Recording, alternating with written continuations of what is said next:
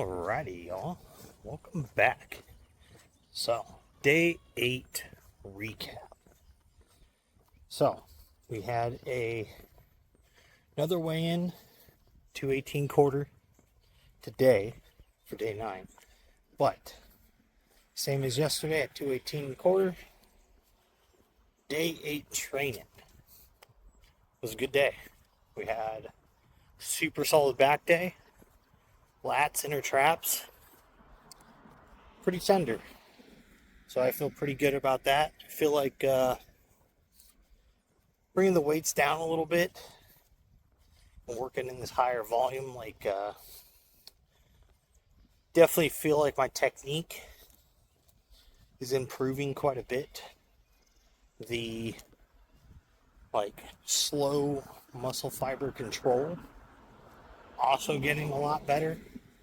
Like when you initially kind of make that switch, at least every time I have, when you're trying to slow reps down and control them, you get kind of very shaky and jittery almost with the weights. And that's just because the central nervous system hasn't had to work in that slower range. So it's not quite used to, stabilizing and moving in that slower pace. It's the only way I can really think of it. As per why that is and how that works, I don't know. I'm not a scientist, not a doctor. So, just some bro trying to get jacked. But, with that, pump, freaking immaculate. Which, speaking of pumps, so also changed up pre-workout currently to where I'm taking Axe and Sledge, Seth Feroci's supplement company. And I'll tell you what, their hydraulic V3, you want a pump, that's going to give you a pump. That's for sure. 2 scoops, as intended on the container. It's one of those 20 servings or 40 serving spiels. When did that shit start? That shit kind of annoys me. Just give me 30 servings, charge me an extra $5. And it just be the double scoop serving. Like, come on. What's going on there? What happened with the fitness industry over the last 5 years where that shit became common? But aside from that, I also take their Thermo 212, which 30 serving, one single scoop. It is kind of more diuretic based, right? Thermogenic, increase core body temperature, help you burn calories, get a big sweat going, help you stay warm. So it's got a little bit of caffeine in it. It's 150 megs, something like that, 130, 150. It's a lot lower than what I was taking during the strength block. Because that was a minimum 333 because of the bucked up stuff.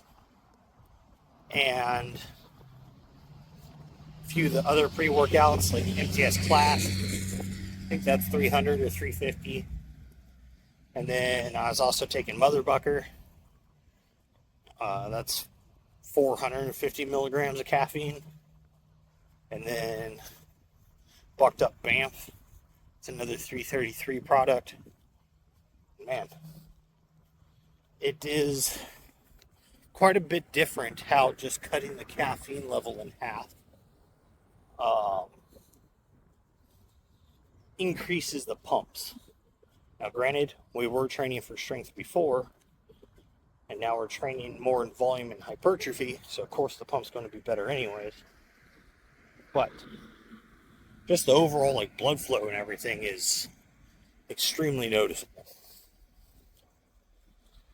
So, and then additional supplement wise, I do take L-arginine, L-citrulline, and beta-alanine as normal daily supplements.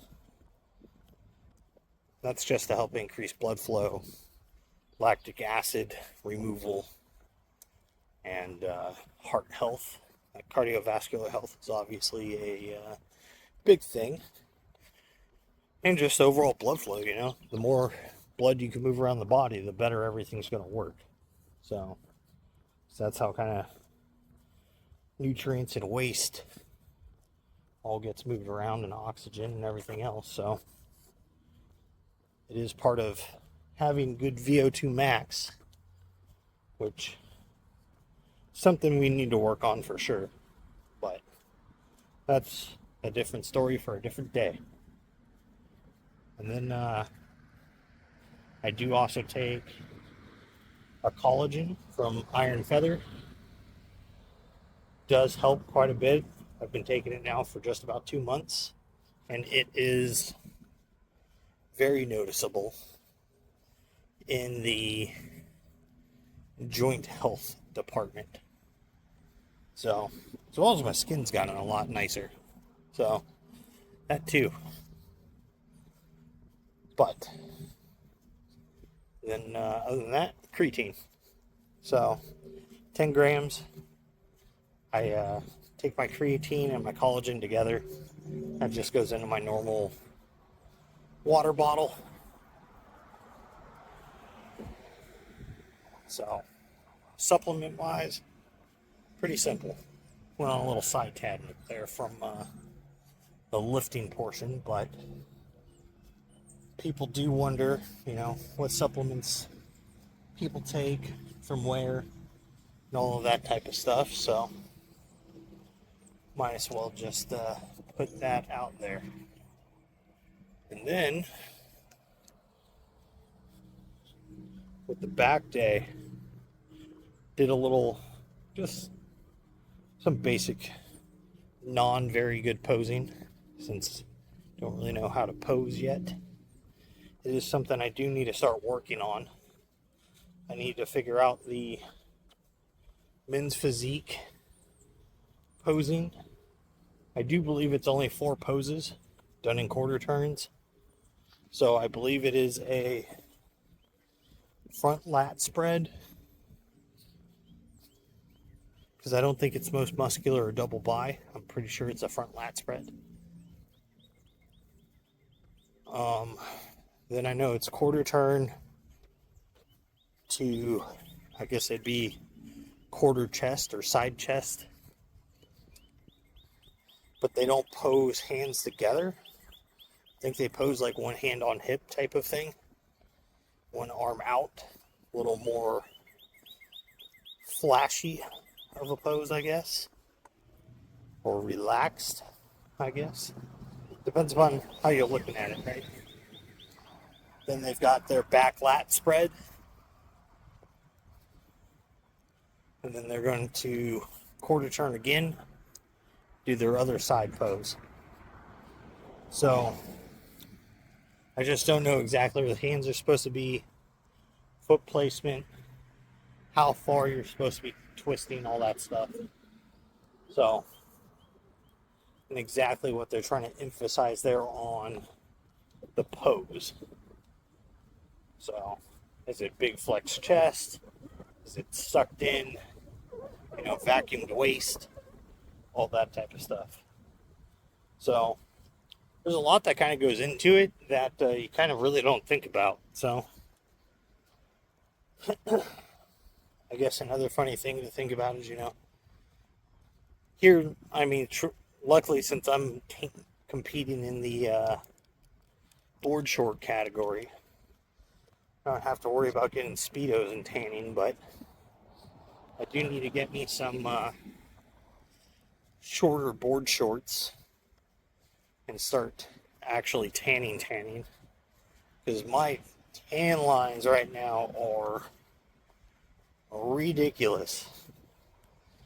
So, but after yesterday's back with the posing and stuff, a little bit of posing, I'll drop those clips at the end of this video if you all make it that far.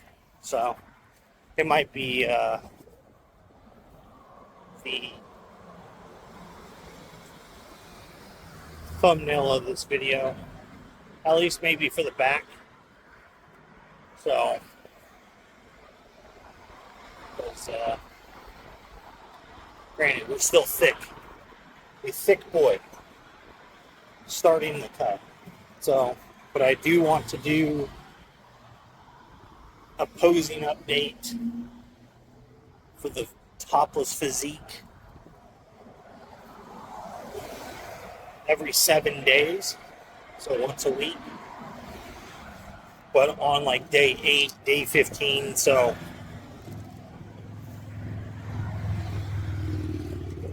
that way it's 1 week of progress, then posing, right? And then 1 week of progress, then posing. So this first set of posing is done at 218.25 pounds. My goal this week, down 2 more pounds. So we'll see how that goes. And then we'll get it done. We will get it done. Well, with that, guys, we're going to go ahead and end this video off here. So make sure you're out there with your church goals, getting your stuff done. Most of all, just don't be a lazy fuck.